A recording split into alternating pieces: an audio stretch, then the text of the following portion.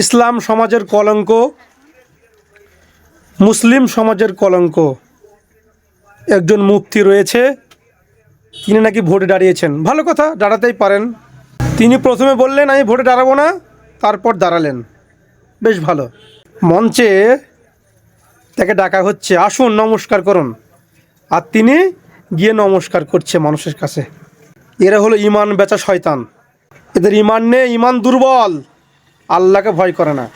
আর একজন আছে, সে তো টুপি খুলেই ফেলেছে, ফুরফুরা শরীফের কেউ একজন, নাম বলছে না। সে আবার এত অন্ধভক্ত হয়ে গেছে না কেন, সে বলছে যা বলবে আমি তাই করব। যদি এখন তোকে বলে তো ধর্ম ছেড়ে দিবি, তাই তো করবি মনে হচ্ছে। হায় রে মানুষ, টাকার কাছে বিক্রি হয়ে গেলে তোরা। ছি ছি ছি ছি ছি, ইসলামের কলঙ্ক তোরা, ইসলামের কলঙ্ক। নিজের মান সম্মানটাকে জলাঞ্জলি দিস না রে ভাই, ইসলামটাকে নষ্ট করিস না।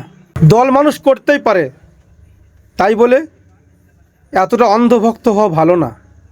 আজ মুসলিমদের মান সম্মান ডুবিয়ে দিলে, ইমান বেঁচে খেলে তোরা। ছি ছি ছি ছি, ঘৃণা লাগে, ঘৃণা লাগে।